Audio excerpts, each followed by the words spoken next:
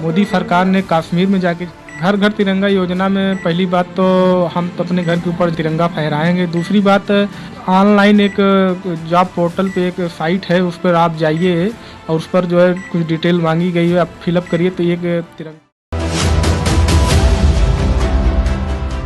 तो वकील साहब, हम आपसे ये जानना चाहेंगे कि अभी जो है ये घर घर तिरंगा वाला नारा बहुत चल रहा है, इस पर आपका क्या मत है? ये जो घर घर तिरंगा वाला नारा बहुत चल रहा है, ये सरकार का बहुत ही सराहनीय कदम है और ये बहुत ही अच्छा है। और तिरंगा तो सबकी शान है और घर घर में तिरंगा 15 अगस्त को सबको फहराना चाहिए। जितने भी नागरिक हैं भारत को, सबको जो है अपने छत के ऊपर तिरंगा फहराना चाहिए। और जब से ये मोदी जी की गवर्नमेंट आई है तब से आप देख लीजिए, सरकारी संस्थान में या रेलवे स्टेशन वगैरह देख लीजिए, तिरंगा फहराया जा रहा है, जो एक शान और एक गर्व की बात है। तो इसलिए घर घर तिरंगा जो योजना शासन का है, सरकार का है, ये बहुत ही अच्छा कदम है और मैं इसकी प्रशंसा करता हूँ। लेकिन जो विरोधी दल है वो तो कह रहे हैं कि ये एक पॉलिटिकल माइलेज लेने के लिए है।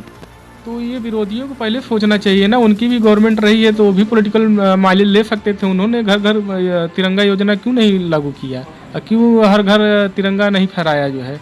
ये तो उनका वो खिसियानी बिल्ली खंभा नोचे, ये विपक्ष का तो काम ही है सवाल करना है।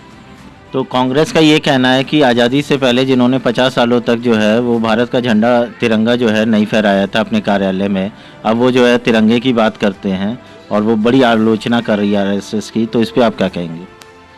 कांग्रेस का ये कहना है कि 50 सालों से आरएसएस ने अपने कार्यालय पे तिरंगा झंडा नहीं फहराया, वो तो उनकी बात सत्य है। लेकिन कांग्रेस को ये भी तो देखना चाहिए कि 75 साल बाद जो है मोदी सरकार ने कश्मीर में जाके झंडा फहरा दिया, क्या उनके लिए कम है कि 75 साल बाद जो है कश्मीर में झंडा फहराया जा रहा है, कश्मीर में अमन चैन क्या नाम से हो रहा है। ये तो बड़ी गर्व की बात है। और झंडा बीजेपी सरकार अगर 50 साल बाद फहरा रही है तो अच्छी बात है, स्वागत है। घर घर तिरंगा वाला जो ये चल रहा है, इसमें आप अपनी तरफ से मतलब इसमें क्या सहयोग देने वाले हैं? घर घर तिरंगा योजना में पहली बात तो हम तो अपने घर के ऊपर तिरंगा फहराएंगे। दूसरी बात, ऑनलाइन एक जॉब पोर्टल पे एक साइट है, उस पर आप जाइए और उस पर जो है कुछ डिटेल मांगी गई है, आप फिलअप करिए तो एक तिरंगा घर घर योजना तिरंगा सर्टिफिकेट डाउनलोड हो जाएगा। मैं उसको भी करूँगा और उस सर्टिफिकेट को डाउनलोड करूँगा। हमने सुना है कि आपकी एक छोटी सी बच्ची है, तो क्या उससे भी आप तिरंगा फहराएंगे? हाँ, हमारी छोटी सी बच्ची है, मैं उसको गोद में लेकर बच्ची के साथ तिरंगा फहराएंगे, निसंदेह तिरंगा फहराएंगे। तो दर्शकों, आपने देखा कि हमारे होनहार वकील साहब ने जो है अपनी बात रखी है, बखूबी रखी उन्होंने। तो ये घर घर तिरंगा पे हम यही कहना चाहेंगे कि तिरंगा किसी पार्टी का नहीं है, तिरंगा देश के हर नागरिक का स्वाभिमान है, उसका सम्मान है, उसकी पहचान है। हमारी जो सबसे पहली पहचान है, हमारा धर्म बाद में आता है, पहले हमारा राष्ट्र आता है। हमारे राष्ट्र का प्रतीक जो है वो हमारा झंडा है। तो घर घर तिरंगा में पॉलिटिकल एजेंडा मत देखिए, अपने घर पे झंडा जरूर फहराइए और जो है इस महापर्व का जो 75 सालों पे ये जो महापर्व आ रहा है उसका हिस्सा बनिए, आप सभी बनिए। तो वकील साहब ये जानना चाहते हैं कि शायद अरविंद केजरीवाल जी ने, मैं भी कंफर्म नहीं हूँ लेकिन ये सुनने में आ रहा है कि उन्होंने ये कहा है कि वो 14 तारीख की शाम को ही जो है वो तिरंगा फहराएंगे। तो 14 तारीख की शाम को तो जो पाकिस्तान का जो है वो उस दिन तो इंडिपेंडेंस डे है, भारत का तो 15 को है। इस पे क्या कहेंगे आप? हाँ, ये तो बात सही है। 15 अगस्त को भारत आज़ाद हुआ है और 15 अगस्त को ही झंडा फहराया जाता है भारत में। 14 अगस्त तो पाकिस्तान का आज़ादी दिवस है, पाकिस्तान फहराता है।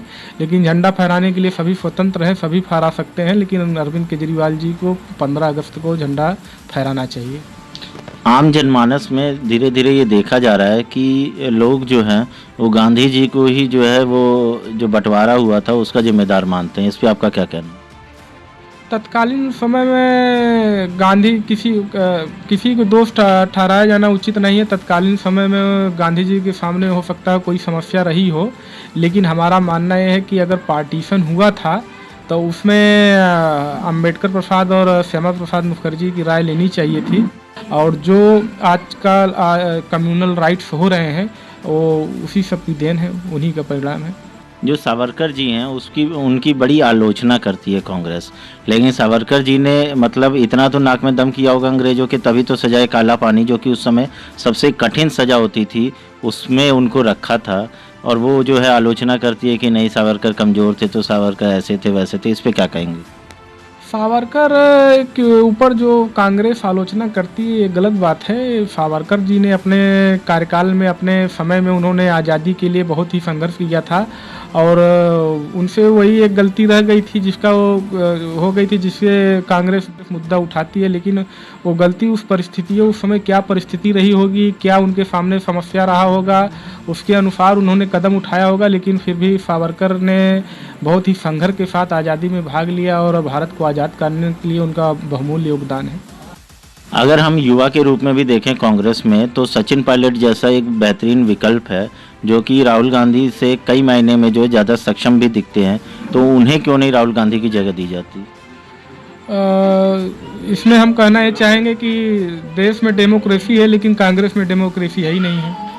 कांग्रेस में गांधी परिवार ही एक ऐसा परिवार है जो हमेशा अध्यक्ष पद को अपने पास रखा है। कांग्रेस को अगर राजनीति में बने रहना है और उनको भाजपा सरकार से, भाजपा बीजेपी से टक्कर लेना है, तो कांग्रेस को इसके बारे में सोचना चाहिए और एक डेमोक्रेटिक तरीके से और अन्य लोगों को अध्यक्ष पद का अवसर मिलना चाहिए। कांग्रेस में भी, कांग्रेस में बहुत अच्छे अच्छे योग्य नेता हैं, बहुत अच्छे लीडर हैं, उनको भी मौका मिलना चाहिए। आपको क्या लगता है कि गुजरात में आम आदमी पार्टी का भविष्य है?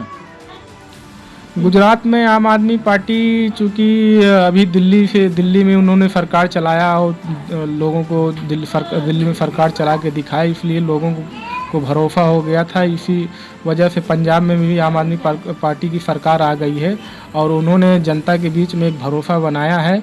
और हम गुजरात के संदर्भ में ये कहना चाहेंगे कि वहाँ पर 27 साल से बीजेपी सरकार है और वहाँ पर निश्चित रूप से लोग बीजेपी का विकल्प ढूंढ रहे होंगे और आम आदमी हो सकता है उस पर खरा उतरे। आपने इतना अपना बहुमूल्य समय दिया, इसके लिए बहुत बहुत धन्यवाद वकील साहब।